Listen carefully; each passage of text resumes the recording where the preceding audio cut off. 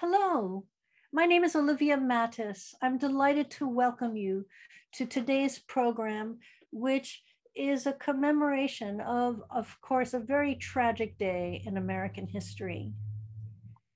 Today we honor the victims of 9/11, and we also tell an untold story that everyone should know about not one but two boat lifts, the great boat lift of 9/11, but then another boat lift which has similarities and differences to it, and that is the great boat lift of Dunkirk from June of 1940. We have the two world's experts on these stories. We are privileged to have the author and journalist Jessica Dulong, who wrote the definitive book on the boat lift of 9/11. And coming to us from England is Joshua Levine, who is the world's expert on the story of Dunkirk. He was the historical consultant to the recent Christopher Nolan film. And so we're quite privileged to have these two speakers with us. In addition to commemorate the event of 9/11 and mark the solemnity of the occasion, we'll have some readings given to you by my good friend, the historian, Dr. Judd Newborn. So now I'll turn the floor over to Judd. Judd, the floor is yours. Greetings, everyone. I'm about to read you something I wrote as soon as I was able to get to ground zero. It's called Fingerprints. I went to ground zero Friday night. Erstwhile archaeologist, I did some all too fresh excavation in search of human evidence and found it in the form of a canceled check contribution to a church benefit to the generous amount of $485. It was covered, like all of Lower Manhattan, with the tower's pulverized remains, a white-gray substance not unlike the contents of a vacuum cleaner bag. Except the dust on the check includes, no doubt, some immeasurable trace of incinerated human beings from 80 countries, their ethnic, religious, sexual, and racial differences intermingled. Perhaps there's even a molecule from the person who wrote that check. My finger made a print in the dust. The dust is in my fingerprint. And now a poem by Sylvan Kamens and Dr. Rabbi Jack Remond. We remember them. At the rising sun and at its going down, we remember them. At the blowing of the wind and in the chill of winter, we remember them. At the opening of the buds and in the rebirth of spring, we remember them. At the blueness of the skies and in the warmth of summer, we remember them. At the rustling of the leaves and in the beauty of autumn, we remember them. At the beginning of the year and when it ends, we remember them. As long as we live, they too will live, for they are now a part of us as we remember them. When we are weary and in need of strength, we remember them. When we are lost and sick at heart, we remember them. When we have decisions that are difficult to make, we remember them. When we have joy we crave to share, we remember them. When we have achievements that are based on theirs, we remember them. For as long as we live, they too will live, for they are now a part of us as we remember them. And now I'll hand the program over to Joshua Levine, who will tell us something about the British rescue of Allied troops from the French beaches of Dunkirk at the beginning of World War II. Thank you very much indeed. Yes, I'm going to talk briefly today about the Dunkirk evacuation, but from a slightly unusual perspective, because I'm going to relate it to another evacuation, the 9/11 evacuation, but not by overstressing supposed similarities, by trying to place square pegs into round holes, rather by suggesting themes that I think unite these huge world events from two very, very different eras. Now, first of all, it seems to me that the story of the Dunkirk evacuation isn't really a war story at all. At least it's not really about fighting. It's a survival story. It's actually hundreds of thousands of individual survival stories. It's the story of what happened after the Allies were defeated. And that defeat came as a huge shock. Nobody on the Allied side expected it. It didn't seem possible. So let me give a little bit of background. The British Army had arrived in France at the start of the war in September 1939 and stayed there for a period known as the Phony War. Phony War because for quite a long time, very little happened. And many of these young men who'd grown up in a depression and had never been abroad before, quite simply enjoyed themselves in France. There is a young man enjoying himself in France. They'd come over, ultimately, they hadn't come to enjoy themselves, they'd come eventually to join up with the French and Belgian armies to meet the expected German attack. You see, the French had built the Maginot Line on their border with Germany, and that was a very heavily fortified series of defenses to block any German attack. Ils ne passeront pas, that was the French cry. So it was fully expected that the Germans would attack through Belgium. And on the 10th of May, 1940, which incidentally is the same day that Winston Churchill became British Prime Minister, the Germans did indeed attack through Belgium. And the British Army duly moved forward into Belgium to meet them. You can see that there on the map. But in fact, that German attack into Belgium was something of a decoy, because the main German attack was a wholly unexpected move, one that came completely out of the blue.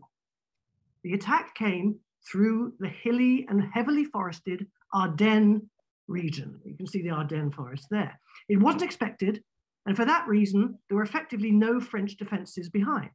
And it proved a spectacular success, because just 10 days after the attack started, the Germans had reached the French coast. So before the majority of British troops had even seen any action, the Germans were sweeping past them on the way to the coast. The British were, in fact, soon virtually surrounded. So the British Army began to retreat. It was chaotic, and soldiers didn't know why they were retreating. And this is the point here. The people at the very center of the event didn't know what was happening. They were living it, but not understanding it. All they knew was that they were being told to retreat. This is what one soldier had to say many years later, talking to the Imperial War Museum. He said, "We were falling back all the time." This is Private Ernest Leggett. He said, "We were falling back all the time, but I didn't realize that the whole army was falling back. I thought we would be going forward again at a later date. So as we came back, I remember the devastation of the towns and villages. They'd just been brought to the ground. There was water, smoke, fires in the streets, and the terrible smell of death from the houses. And this had all been happening behind us, and we were walking back through it." Now, at first, some of these soldiers thought their own battalion had done something wrong, and that they were being sent back in disgrace. And others thought that the unit next to them must have taken a battering, must be having a particularly hard time, so that they were having to fall back to keep the line steady. But in fact, the British were in full retreat. So it was immensely difficult for any individual to gain a perspective. News was coming mainly by rumor, and most of these rumors weren't accurate. But after a while, one crucial and wholly accurate nugget of information began to spread among soldiers, and that was head to Dunkirk. And there's Dunkirk in that picture. So why Dunkirk? Well, it was the last possible port not in German hands, from which soldiers could be shipped back to Britain. Yet it was also, as you saw from that picture, just about the least, excuse me, just about the least appealing place imaginable. The harbor was put out of action by heavy bombing, and the overall scene was horrifying. An anonymous soldier writes in a diary, which was found and is now held by the Imperial War Museum in London. He wrote in this diary, we don't know who he was, "We had a walk into Dunkirk this morning, There is not a building standing, and lots of the cellars we saw were filled with dead Tommies, that's British soldiers, and Froggies, that's French soldiers. Everything speaks of death and destruction. I saw a man digging holes and putting as many as 20 bodies in each, officers and men together. There is no class distinction in death. Now, much of Dunkirk was on fire. Black smoke was billowing over the town from burning oil. Yet that smoke actually was in a way a positive, because it gave soldiers something to aim for as they drew closer to the coast. They knew which direction, roughly, to head in. So who was the enemy in this case? It isn't as straightforward a question as it might seem. Yes, the enemy were the Germans. It was the Nazis. But for almost all of those retreating into Dunkirk, that enemy wasn't visible. So hundreds of thousands of soldiers were confronted with effectively an intangible opposition. It was simply something somewhere out there. Whatever your worst fear, your personal worst nightmare amounted to, that was the enemy. And the enemy was shelling, it was bombing, it was dive bombing. There you see the Stuka dive bombs. It was torpedoing, mining the sea. But except for the sudden intrusion of airplanes, it couldn't be seen or touched. The enemy was, however, outside trying to force their way in. Now, you see, the British and the French had set up a perimeter around Dunkirk. And they were instructed, the soldiers were instructed to fight to the death to keep the Germans out, to keep them outside of that perimeter. And this was taken very seriously. And once you got inside the perimeter, the men inside entered a new world with its own leaders and its own rules. This is the leader that was outside, Admiral Bertram Ramsay. Now, he was responsible for the overall organization of the evacuation. He was based at Dover Castle, that's across the Channel in England, in the dynamo room at Dover Castle, which is why the operation received the name Operation Dynamo. And from there, in effect, he was sending ships out to Dunkirk to bring the soldiers back. And at the beginning, he hoped that 45,000 men might be rescued. That's what he hoped for. Remember that number. Inside Dunkirk, there was another leader, a man named Captain Bill Tennant. Now, he had been sent from England to Dunkirk, and he arrived on the 27th of May to oversee the evacuation from inside the town. And this is the important point to get across here. The evacuation itself had not been anticipated in any way. So it was being improvised in the moment. And the best example of this is how this man, Bill Tennant, saved the evacuation. You see, at the very start, very large ships, naval ships and passenger ships were sent across to Dunkirk with the intention of mooring in the harbor to take soldiers away. But the harbor, as I said, had been bombed out of action. It couldn't be used. So the big ships were sent to moor off the beaches instead, while the soldiers were sent onto the beaches. But there weren't nearly enough small ships, boats, available to come inshore to pick the men up from the beaches and bring them out to the larger ships offshore. So Tennant had to think quickly, had to act quickly. He had to do something. And he noticed that the mole, which was this, you see in the picture, the mile-long breakwater that was meant to prevent the harbor from silting up, was there in front of it. Now, it wasn't a jetty. In fact, it had a long barrier. You can see that in the picture, along the top. Also had a 15-foot tidal drop between high tide and low tide. But Tennant realized that something had to be done, and it was worth giving this a go. There in that picture, you can see them having to break down that barrier in order to use it as a jetty. So late at night, what he did was to bring a passenger ship, the Queen of the Channel, alongside this mole, and men were hurried up the mole, 4 abreast, moving at the double, and 950 of them clambered aboard the ship and got away. This was improvisational brilliance from a newly appointed leader, a man who hours before wouldn't have thought that he had any role to play at all, or that there was a job to do. Now, another element of this new world inside the Dunkirk perimeter was the birth of a new hierarchy. Rank inside Dunkirk now was not necessarily the measure of power. In many cases, it was replaced by a natural authority. To what degree, in other words, you could impose yourself on the situation, or what level of confidence you could instill in others.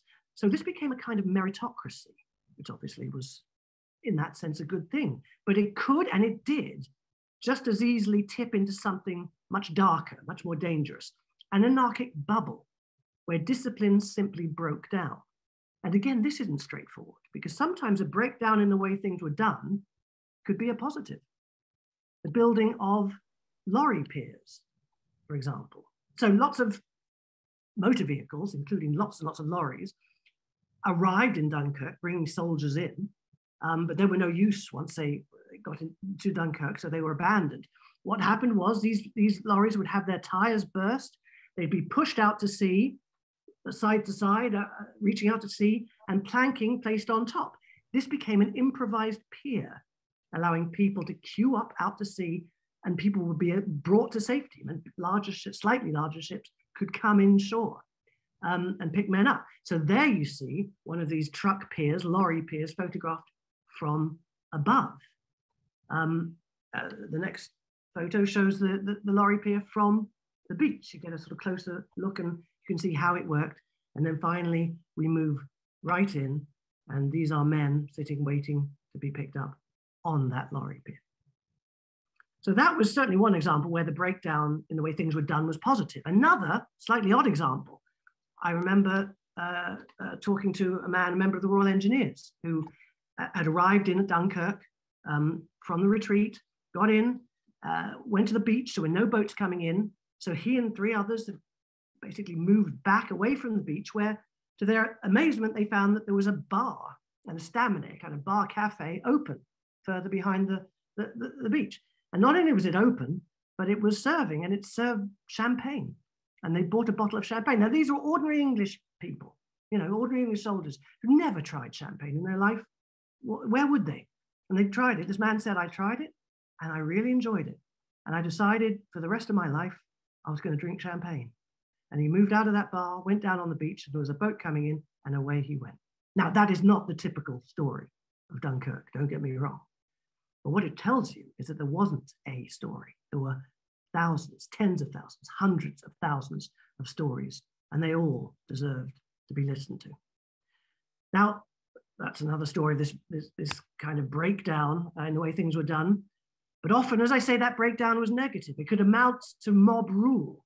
And when Bill Tennant first arrived at Dunkirk, he found people running riot, drunk in the streets. So his first job was not to organize the evacuation. His first job was to try and regain some kind of order. And sometimes this breakdown could be more ambiguous. One veteran I spoke to told me how he had disobeyed an officer during the evacuation inside the Dunkirk bubble. He said to me, normally I'd have been court-martialed, but the situation was so severe in there, that didn't happen. And so I asked him if he could tell me what he'd done. And he just smiled and shook his head. So Dunkirk was a place of misrule, where things were done that will simply never be revealed. Now, a huge element of life that affects us all of the time, but sometimes we don't acknowledge it, but played a very obvious role inside of the Dunkirk bubble, was luck, being in the right place at the right time, or the wrong place, the physics of the situation, if you like. That meant boats coming in or boats not coming in. It meant bombs dropping or bombs not dropping. It meant being on board Princess Elizabeth or being on board Crested Eagle. Now, Princess Elizabeth, which you see there, was a ship that took about, a paddle steamer that took about something like 1,500 soldiers off Dunkirk and brought them home not in one go, in several goes. And you can see it there on the left. That was it in 1938-39 picture. On the right-hand side, that is Princess Elizabeth today, because Princess Elizabeth is now a floating restaurant in Dunkirk, and a very good one, actually. I have no You know, I don't have shares in it, but if you happen to be there, it's an extremely good place to go and eat. And it's very moving as well. Moving in another way, I wonder if you've made the connection.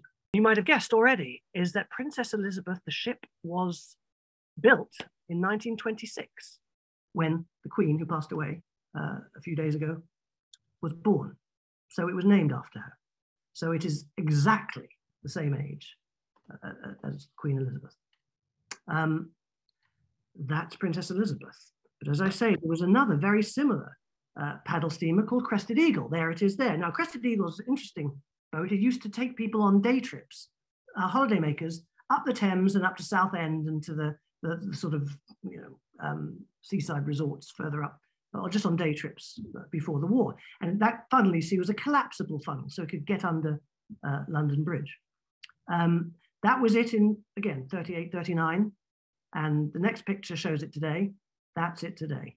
Because unlike Princess Elizabeth, it had a very unhappy end. It was attacked by, as it was trying to get away, it was attacked by dive bombers, and it was hit, and the skipper tried to bring it inshore, or did bring it inshore, but still 300 men were killed on board. And now at very, very low tides, it appears out of the sands like a skeleton. It's an incredibly moving sight to see. Very, very lucky to have seen it.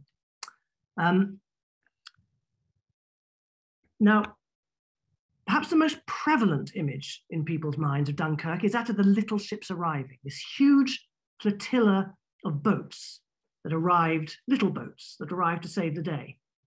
And it's not a myth that that happened. It really did happen. And as we've seen, these little boats they weren't meant to take people all the way home. They were meant to bring people from the shore to the larger ships offshore. Very scarce at first, but they arrived in a large fleet several days into the rescue.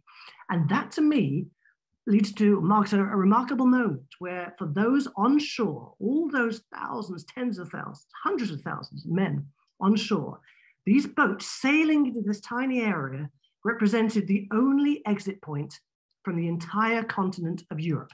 At that moment, the whole of Europe funneled out from that one apex point. And there's one last point I'd like to make.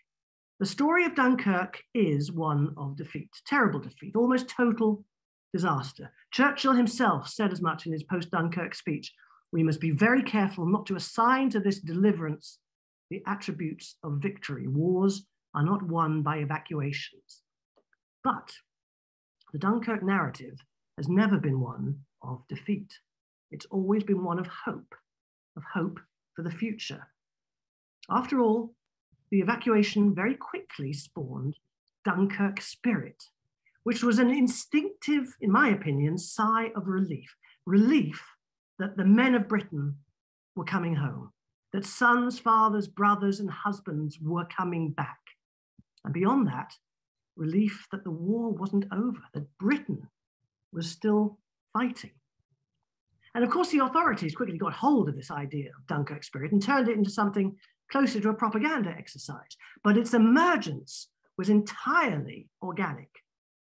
And nowadays, Dunkirk spirit is invoked all the time in relation to any minor setback. We are best with our backs to the wall. That's, you know, the idea that's been put out there for many years. We're best when we're on our own. It's another one. For better or worse, it's become a British identity. Now, I'm going to just add one last thing. The final figure of those who got away is not the 45,000 that Ramsay hoped. It was 348,000, a phenomenal number, so much bigger than people expected. It's why the British could continue fighting.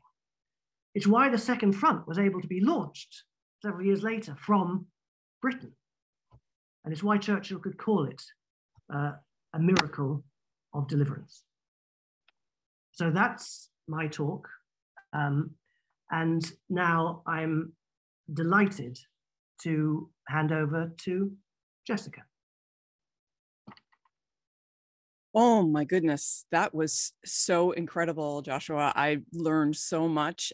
I'm so moved, and I'm so honored to be in this space with you all today on a day that is really a challenging one for me. And to hear and really feel the enthusiasm and the triumph that happened without sugarcoating it as a victory is the complication that I think we need so much more of these days. I'm really, really happy to be here today to talk to you about the Boatlift on September 11th.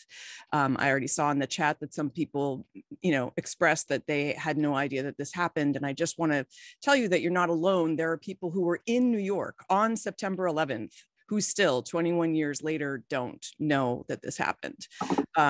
So I'd like to tell you about it. And I want to jump in and really use this opportunity to share some stories of some of the people who inspired me most in doing this reporting. On September 11th, 2001, nearly 500,000 civilians caught in an act of war escaped Manhattan by water. Mariners conducted an improvised and self-directed rescue that became the largest waterborne evacuation in history. On that Tuesday, approximately 800 mariners working with or aboard more than 150 vessels. So these were tugs, ferries, fishing boats, fireboats, thrill ride speedboats, dinner cruise boats, sailing yachts, and that's just a few of the categories. They all worked together to evacuate nearly 500,000 people from Manhattan Island within 9 hours. The speed, spontaneity, and success of this effort under these particular circumstances was unprecedented. And much as we heard with Joshua's talk, the improvisation that was necessary to make this possible was just extraordinary. And similarly, there had been no plan in place to do this, to evacuate Manhattan. Somehow, in the sea of reporting that followed the attacks, this fact has garnered remarkably little attention. And as a mariner myself who served at Ground Zero, I was not a participant in the Boatlift, and yet this is my community, and I thought it was absolutely essential that this story get recorded and chronicled. So I wrote Saved at the Seawall, Stories from the September 11th Boatlift, to address that omission and really to create the document that could hopefully get the word out there that this happened. And I'll speak a bit about that at the end of my talk. So within minutes after thick gray smoke began spilling through the airplane-shaped hole in the World Trade Center's North Tower, adults and children, some burned and bleeding, some covered with debris, had fled to the water's edge, running until they ran out of land. And this is something that we seem to forget, that even with the idea that this was a small plane that had hit the towers, which many people thought at the beginning, even as an accident, this was a horrific disaster already within minutes. And within minutes, maritime community members, people who were working that morning, sprung into action. It was not at the behest of the Coast Guard.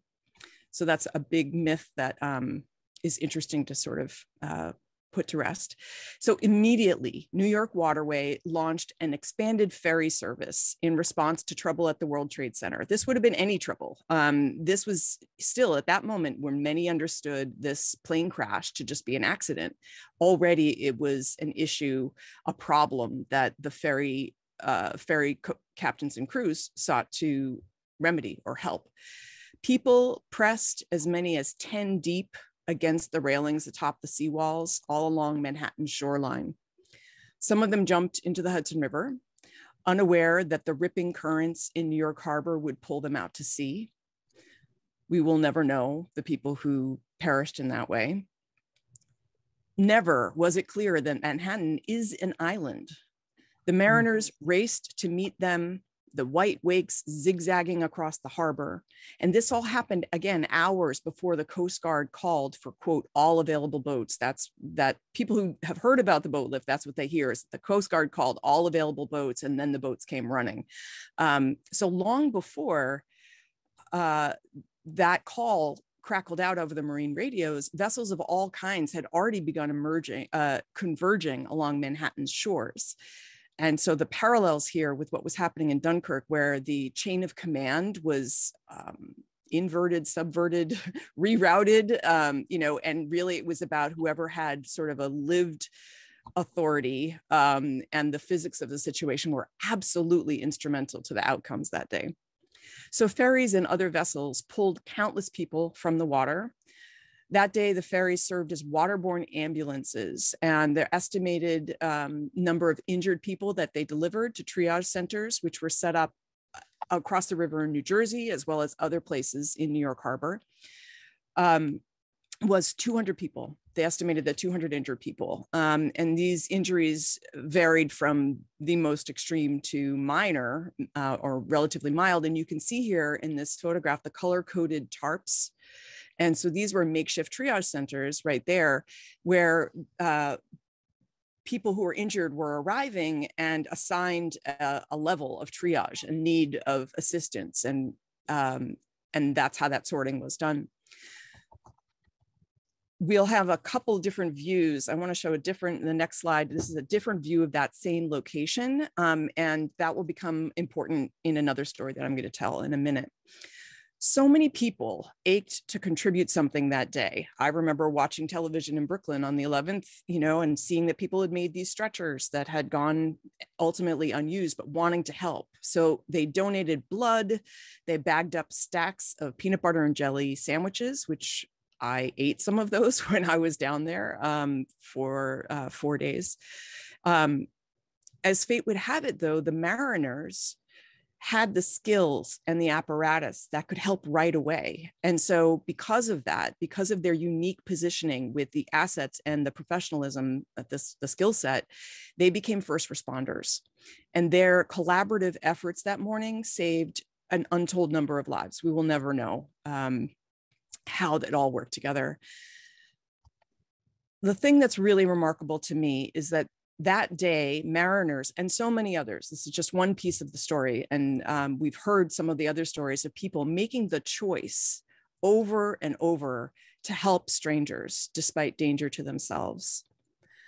I want to point out from this photograph here, so this is, if you're not familiar with the geography of Lower Manhattan, I'm sorry to jump in this way, but this is a view from Staten Island. And so it is where a lot of the workboats were stationed that day. This will come up again in a story I'd like to tell shortly. But here, this is the most moving of all the photographs. And I still get affected by it every time I see it. You're seeing the perspective of a captain who has just docked her boat on the ferry ramp, right? And offloaded passengers, and is looking at that. And you can see that one tower has already come down and is just a cloud of dust, the dust that Judd had mentioned earlier, which is a very haunting image. But there's one tower still standing. And what are we, what's running through this ferry crew's mind as they drop off passengers, turn around, and you can see that tiny boat is this ginormous Staten Island ferry headed back to get passengers. Over and over again, they went back, these mariners went back and delivered people all throughout New York Harbor, pretty much depending on the timing of the day, to any destination that they wanted to go. I mean, some of it was like actually kind of comic how far afield people were getting delivered by mariners who just wanted to help in any way that they could. So over the 2 decades, since I served at Ground Zero aboard fireboat John J. Harvey, pumping river water to firefighters on land, over the course of the many long years I spent reporting this book, I've heard so many stories. And it's interesting to me to think about Joshua's point about all the stories that we will never hear. And it makes it even more important for us to collect the stories that we can, I feel, as a historian. The stories that moved me the most were the small moments of shared compassion. And the really important message now is that we really need to remember the raw humanity that arose that day, because it is an example of our capacity, the goodness that springs up amid tragedy. So I want to share two examples, one short, one a little bit longer. And the first story I want to tell you about is Glenn Dorn. I love this photograph because this is actually, we were both in the shipyard. His boat pulled up, it's kind of like, you know, if you ended up at the same drive-in movie or something, where his boat was coming into the shipyard, and the boat I worked on as a marine engineer was already in the shipyard. And so I went and knocked on the door and actually met Glenn for the first time, because we had only ever spoken by phone before when I did his interviewing. So he was a marine engineer for Rheinauer Transportation. And at the time he was supervising a dockside repair on one of the company's tugs. So his view was that view that you saw from Staten Island, similar to that. So that's where he was when he first saw the inflamed towers. When several tugs dropped lines and headed to the island on fire, he hopped aboard. And he made his way to the bow just as the deckhands hoisted up a little girl in a pink dress. So these people are all climbing up the fendering of model bow tugs. The tugs are, sticking their noses to the seawall. There's no infrastructure for a safe disembarkation and no facilities. And instead, people are just lifting each other up and over onto these boats. So he told me this is the first child that I had seen. She looked about 5 years old, and the deckhands didn't just set her on her feet. Instead, they handed her to Glenn, who held the girl in his arms. Next over the side was a woman in her 20s, thin with sandy blonde hair, and as he told me, very noticeably very pregnant in summer clothes. She was just like a zombie, he said, with a totally blank stare. I said, "Just follow me," and she did. "My name is Glenn," he said to the little girl, wanting to reassure her. "What's your name?" "Natalie," she said. Where are you going? Where are we going?" "The sun is shining and the weather is warm, so we're going to go out for a little boat ride," he replied, leading the two toward the stern bitts at the back of the boat. "Set down here," he said to the mother, indicating a coil of 8-inch line that sat about 1.5 feet off the deck. He figured it'd be at least a bit softer than the hard steel, and he placed the girl beside her. "Is there anything I can do to help make you more comfortable?" he asked. The woman just sat mute. The little girl pointed at the smoke column rising from where the towers once stood. "My daddy works there," she said. With that, the mother crumpled. "You could have turned a spigot on and it would have been less water than the tears coming down her face," Glenn said. He handed her some napkins from the galley, then knelt down beside them, offering the only other thing he could. "I'll say a little prayer for your husband." So here's another story that I chronicle and saved at the seawall. This one is about just a truly remarkable individual, Rich Varela. And he made the choice over and over again throughout this day to help in every way that he could, large and small. So on the morning of September 11th, he was a telecom specialist. He was working a contract gig, so kind of a temporary position on the 12th floor of One World Financial Center, directly across the street from the South Tower. A few minutes into his workday, Rich looked around this windowless, nearly soundproof comp data room. So it was humming with servers, telephone switchboards, other electronics. And suddenly he noticed that things seemed oddly quiet. About 15 minutes after he'd sat down at his desk, a crazy, ridiculous rumble, that's his words, a crazy, ridiculous rumble erupted, and the building did a little shimmy. The shake of the building was enough to spur a passing thought about his isolation in his computer room tomb. If that had been an explosion from a blown gas line or something, nobody would even know I'm in here, he thought. A few minutes later, his cell phone rang. "Rich, where are you?" asked a buddy calling from Jersey. "I'm at work." "Get out of there. They're crashing planes into the World Trade Center." First, he didn't believe his friend, who had a history as a prankster, but then it started to click, and suddenly he connected the dots, that rumbling sound. So he gathered his things. As he told me, he was neither panicked nor dawdling. He opened the comp room door, though, and he took a few steps down the hall, and that's when he noticed that in a nearby office, there were phone receivers just dangling off their corkscrewed cords. There were papers, they were strewn across the work tables. The chairs loitered at odd angles rather than nestling neatly under their desks. The trading floor was wholly uninhabited. It was like people just evaporated, he said. The building's fire alarm was screeching and the strobes were flashing near the ceiling, and he had heard none of this from inside his comp room. In the lobby, he caught his first glimpse of what looked to him like Armageddon. The whole front of One World Financial Center had imploded, leaving the plate glass window in shards. Amid piles of smashed concrete and polished stone, pockets of flame feasted on combustibles. The first thing he saw when he stepped outside was a man in a business suit, half burned. He was roasted on one side, just kind of walking around aimlessly, recalled Varela. Sorry, Rich.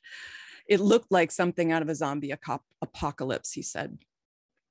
From across West Street, Rich stared at the blazing hole in the side of the South Tower. You could hear a pin drop. You're in Lower Manhattan. You could hear sirens in the distance, but immediately in the area, there was no motion of life. I thought that was so eerie, he told me. He headed toward the water. Then he heard a rumbling. He turned to see the South Tower implode and started to run. He did not stop until he had his hands on the steel railing separating the water from the land. I was going to swim to Jersey, he told me years later. That's what I was thinking. As a plume of ash, dust, and smoke barreled toward him, Rich noticed a boat at the seawall. He bounded over the railing and leapt onto the bow of fireboat John D. McKean. When he hit the deck, Rich felt his leg buckle and almost snap. A mass of people jumped on after him, falling onto the deck, landing on him, and the boat rocked under the weight of the leaping hordes. Rich worried it might capsize.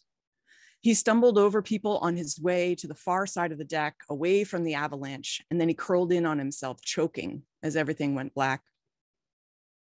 When the air cleared a bit, Rich saw casualties all around him. Someone was nursing a broken leg. Others complained about pain in their arms. He saw a woman splayed out beside the bow pipe. It looked as if she had landed face first on the steel deck. He hollered to a nearby firefighter that she needed medical attention, that she was unconscious and might already be dead. There was little they could do, though, especially while they were helping the mass of people who continued to jump aboard. Rich made his first choice of many that day to help others. Still coughing and gagging, he yanked off his gray-green long-sleeved cotton shirt. He tore off a strip and then another strip. He wet it with water that he found dribbling from some leaky hose on deck and tied the makeshift filter around his face. And then he tore off more strips and handed them out to as many fellow passengers as he could. Soon the Marine Division dropped the lines and headed out across the Hudson, anxious to deliver the injured passengers to one of the triage centers that had sprouted up along Jersey's shores. Careful not to block the New York waterway vessel offloading passengers at their regular berth. So in this photograph, it's actually an NYPD boat, but this was actually nosing into that very carefully designed offloading point. And you'll see to the left, that is where the dilapidated pier that the fireboat ended up pulling up to. And we'll see a different view of it in just a minute. So they wanted to make sure, the pilot of the boat, the fireboat, wanted to make sure that the very quick, rapid back and forth, over and back that the ferries could do to really move a lot of people would not be impeded by his slower operation of offloading a lot of people from their boat. So he pulled up to that dilapidated pier, and it was at this moment the crew was making fast the lines when the North Tower crumbled, its antenna plunging straight down into the rolling dust. And here is actually that moment captured on film, which is really extraordinary for me, extremely moving, because so many of the people who you can't really make out on that boat are the people whose stories I spent so much time with, people I, cried with and walked through the horror of this particular moment. And to think that it's captured in film, and you can see on the left there's the tower standing, and then you see the split second later when it is not there. The fireboat's crew had just witnessed the deaths of hundreds of brother firefighters, friends and colleagues whose lives had flickered out in an instant. They were desperate to get back to the site, but first they had to offload passengers. So here you can see there's the fireboat John D. McKean in the distance. You can see where the other berthing ferry terminal is. And then you see those triage centers, triage tarps up close. So Rich is now shirtless, tattoos visible on his chest and arms. He's continuing to help, boosting less mobile people up and over the McKean's cap rail onto the dock. He had already begun to doubt that he would make it through the day. All right, he said to himself, this could be it, man. This could be the last day of New York as we know it. The firefighters on the boat were desperate to return to the smoking ruins, which in and of itself is a really haunting thought, to think how much they were clamoring to move quickly to get back there. Our guys are there, Rich heard them saying. Then he responded, you guys need help. I'm coming with you. In my mind, I thought they were going to be like, no fucking way, you are not coming, he told me. Instead, someone said, let's go. And I want to take a quick pause to say that Rich was home. He lived in New Jersey. So he could have walked home. He could have taken any of the other makeshift transportations and just gone home. And instead, he went. He jumped back aboard Fireboat McKean. He was joined by two other civilians, a Wall Streeter who yanked off his suit jacket and buttoned down before climbing aboard, and an older gentleman who explained, my son's in that building. During the short trip across the river toward the wreckage, Rich's thoughts wavered between contemplating the dead and reconciling himself to the concept that this day might be his last. It really felt like I might die today, and I was okay with it. These guys need help, he thought, and that was it. Back in Manhattan, the shoreline swarmed with people, both firefighters and civilians. People were rushing the boat, he said. The McKean crew waved them off. Walk south, they commanded. Let the ferries and tugboats evacuate people. Fires raged all over the site, and firefighters needed the fireboat's endless supply of river water. While the crew handed off to land-based battalions every tool they could find, Halligans, crowbars, extra bottles for self-contained breathing apparatuses, one member tested a nearby fire hydrant and found it dry.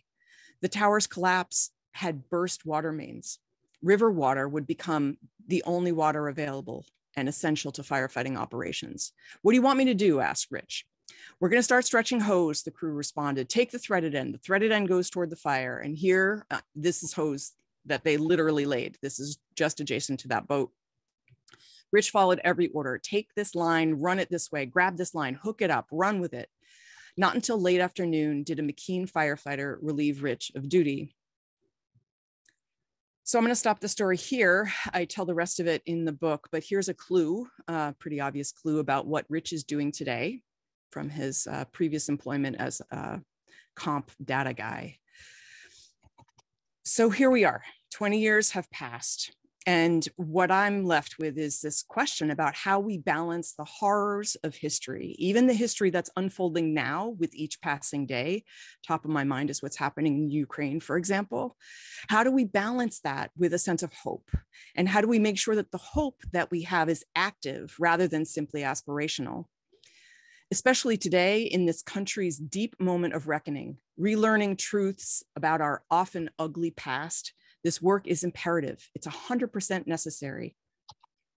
But what's also necessary is for us to remember and to celebrate moments of greatness, to remind us of our full human capacities. I'm not proposing a counter narrative, but a complementary narrative. We don't know all the costs of erasing our history, but we know some. Overlooking for 2 decades, the moments of hope and wonder and all of the countless stories that happened on the waterfront will have costs that we can't possibly imagine. We owe these stories to our children. We owe this embodiment of human goodness, of the magic that's possible when people follow their instincts toward empathy and caretaking. And given the realities facing us, the pandemic, the climate crisis, inequities and injustice, we need to be able to see, to recognize, to celebrate essential goodness. We need to recognize and nurture the shared humanity that drives us to step forward and help. Thank you very much. We've had 2 outstanding speakers today, and I know that the audience has many, many questions. So I'm going to take the floor back now to give my friend and colleague Judd Newborn time to collect your questions for our speakers. So right now I'm going to be telling you about the next few weeks of programs at the Susan Mendes Foundation. And while I'm doing that, feel free to add your own questions to the chat box. So next week, September 18th, we're tackling another big subject, and that is the subject of the Vatican and the Holocaust. We're showing a very important new film. It's called Holy Silence, that tells the story of the two popes of World War II, Pope Pius XII, whom many people think about when they think about the Vatican and the Holocaust. He was the one who did not speak out against Hitler.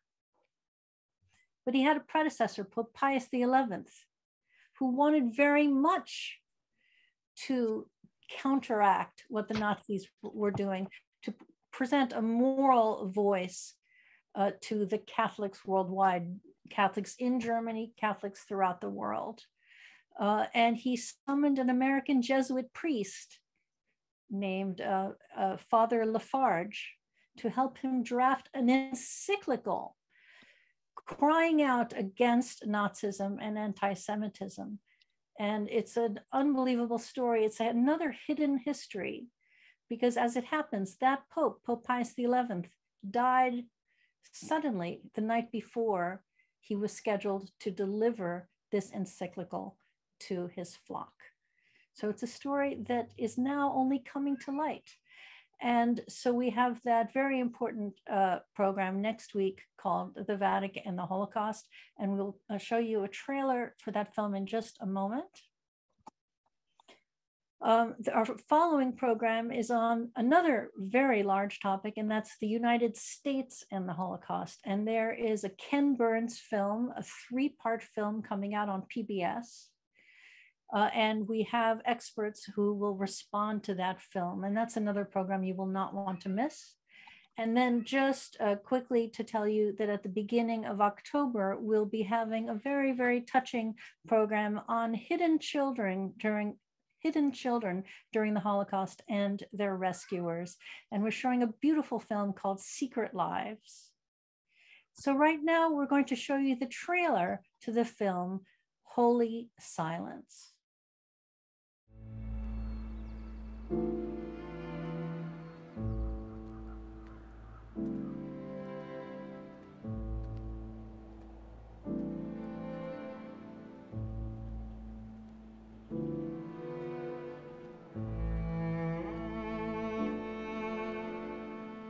How could it be that millions of Europeans could see the Jews in such demonic terms they'd be willing to massacre little children and old people?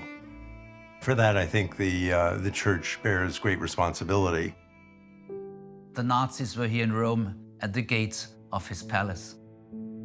He was a prisoner in the Vatican. What you can do as a prisoner?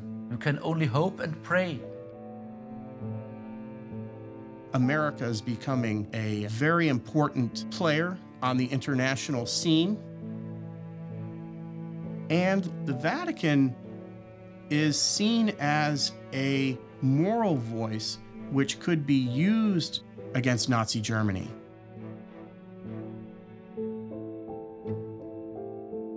The Pope was preparing to challenge Hitler and the entire concept of anti-Semitism. He summoned a humble Jesuit from the United States.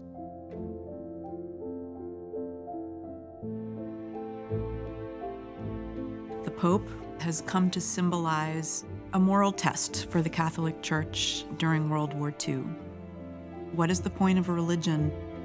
What is the role of the Catholic Church? And it's a question for all time.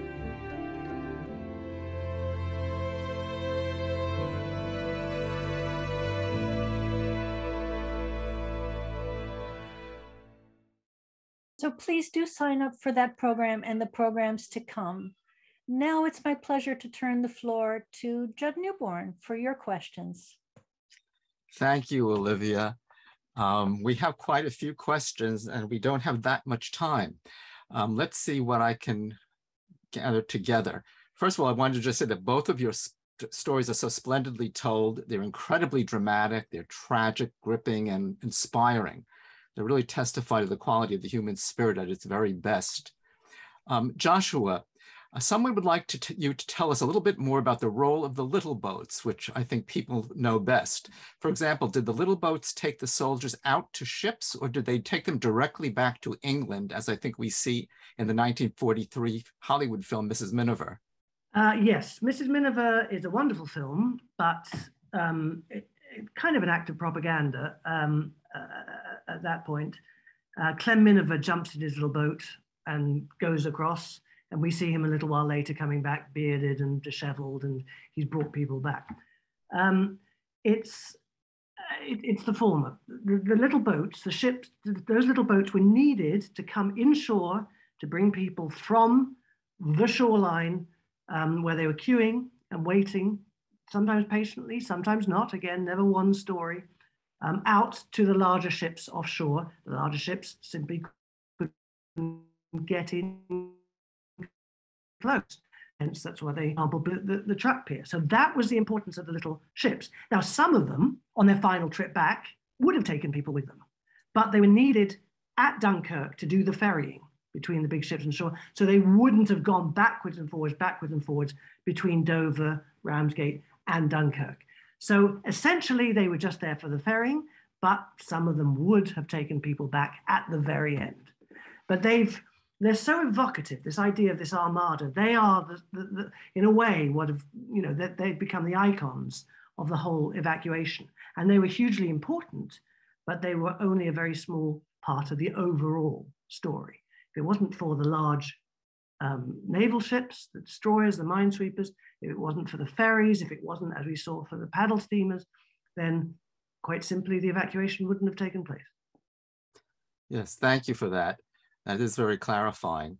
I'm wondering for Jessica, were those rescued, they obviously were in different physical and mental states. First of all, did those who needed it get support right away at evacuation locations? And what about the others who were left to make their ways home? I'm wondering about the support and also the state of mind that were different, so different. Yes, absolutely. I mean, this is such a huge, it's so beautiful and also really haunting, the parallels between these two events, even though they're vastly different occurrences. Joshua talked about how there was not just one Dunkirk story. There were just as many stories as there were unique individuals. And that is absolutely what I found in all of my research. So there were people, and even people in New York often don't know this story or this piece of it, that there were locations. So Manhattan Island kind of ends in a tip, and I, shown you that slide. There were locations in lower Manhattan where where you were caught, given the debris and given everything that was happening, you literally could not get off the island except by boat.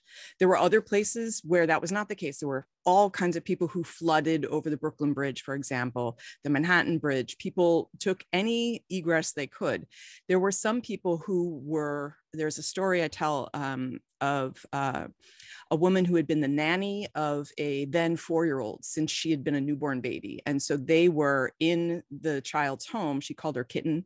So in Kitten's home, when the towers are hit and she's debating what to do, and she ends up caught literally in the collapse of a tower while carrying this 4-year-old. They're both barefoot. So that's one example. So they're absolutely dust covered, and the trajectory of what happens is really distressing, although it ends up in a better place. But so it really depended, because then there were also miles long lines further north on Manhattan, and there were ferry boats evacuating people who were absolutely clean, freaked out, of course, but like calm. No one cut the lines. And so very, very different circumstances depending on where you were. And really, everything that happened to you really depended on like fractions of an inch, fractions of a second. It just changed the whole trajectory. And so, yes, very quickly, triage stations were set up along the waterfronts, both in New Jersey, in other places in Brooklyn. And as quickly as possible, people were hosing people down at a rudimentary level with fire hose if they were dust covered. There was a lot of decontamination concern or contamination concern. So there were various, it's a much longer answer, but anything that people could do, including office workers pulling out desk chairs for people who couldn't walk, right? Custodial uniforms for people whose clothing had been torn up. They ripped off first aid kits, just people who are working in the office and, Jersey City, for example. So anything you can imagine. I mean, it's just so the diversity of experience really gets down to the person. So I'm going to jump in just to ask our audience to be a little bit patient because we will be going over by a few minutes. But I also would like to ask a question of my own, and that is, why pair these two events? In other words, what does Dunkirk symbolize for England?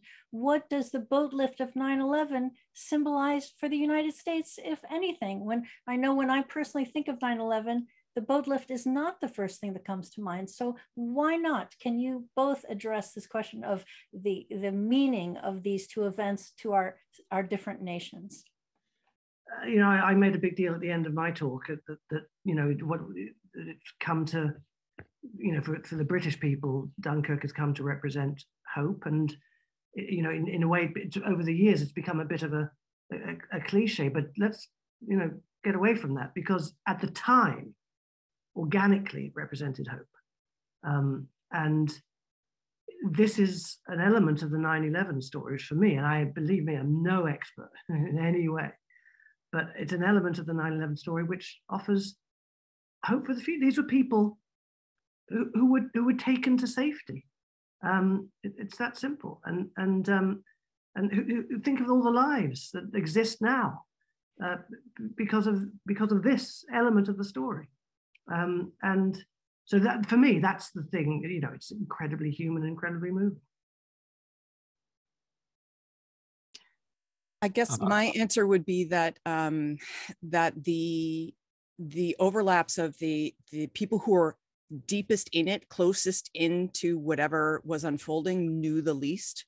That was something that was really, really striking to me in learning about what happened at Dunkirk, and just the sort of silence of lack of information, where people were literally in the towers phoning relatives and asking for help. What could you see on the TV about where the planes hit and things like that. Over and over again, there are people who are literally covered in towers. There's a mariner whose story I tell, Captain Grandinetti, and he doesn't know the tower has fallen, and he literally is eating it. It's in his mouth. So that striking not knowing is a really huge piece of it. And the confidence that we have seen over and over again in history, despite the divisiveness that we see represented over and over again in the media, over and over again, we see in history that when terrible things happen, people help each other. They share blankets, they share food, they share fuel. I got a generator you can borrow. Over and over again, they do this. And so we need to start putting more attention on this capacity that we have, as opposed to all of the other ways that we can be with each other. I wanted to mention one participant, Mark Celeber, had an interesting comment, and this relates directly to the Holocaust, but he wanted to remind us that we should also mention another great boat lift, which I believe the Susa Mendes Foundation has treated in the past, which is the Danish rescue of 7,000 Danish Jews to Sweden in little boats in 1943. So there's another boat lift that was tremendous and shares actually in a great deal, I think, of these two stories you've just told so well. Any more questions, Judd, before we go to our speaker's final thoughts? Not really. There were plenty of questions, but I think it's time now to sum up. Sounds good. So we'll start with Joshua, and then we'll end with Jessica. Well, to be honest, I was going to really sum up with the point I just made about hope, but I suppose I'll extend it a little to say that what has surprised me in putting this together and listening to Jessica and looking at my own material is that there really were similarities. And these are two events that I never would have bracketed together in my wildest thoughts. And the fact is that there are a lot of similarities. And I think what that shows you is that there is so much. It's why history is so important.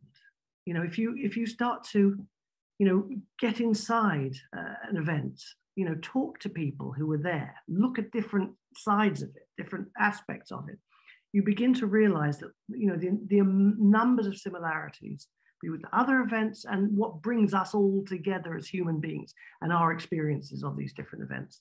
So I found this a really worthwhile thing to do, and a really worthwhile thing to look into. So I'm very grateful to have had the chance to do it, frankly. Jessica, the floor is yours. I share that gratitude. I mean, I have tried to do some digging to try to understand more about Dunkirk, and I have already told Joshua that I really wish that his book had already been out when I was doing my research, so I could have drawn the links a little bit better. Really, what is just so extraordinary about humans is the very, very ordinary way that when we are confronted with absolutely unimaginable circumstances that are threatening to us, we reach out and grab a hold of one another. And the thing that I keep coming to over and over again is that, when the plane is going down, not the planes on September 11th, but when the plane is going down, you reach out and you grab the hand of the person next to you. It doesn't matter who they are, what, religion is not an issue. Did you vote Democrat, Republican? Are you vaccinated or not? None of these things matter in that moment, because at those moments, and what the crew members of these vessels were experiencing was just raw humanity. There's another human in need. I can help. How could I not? It was not even considered a choice by these individuals, because there was somebody else who needed help and they could help, and they did it over and over and over again. Okay, well, you've enlightened all of us today. And so thank you to both Jessica and Joshua, and of course, Judd, for moderating. And our audience, thanks for being there as always. And we hope to see you next week and in the weeks to come. So have a wonderful rest of your day, everybody. Take care. Bye-bye.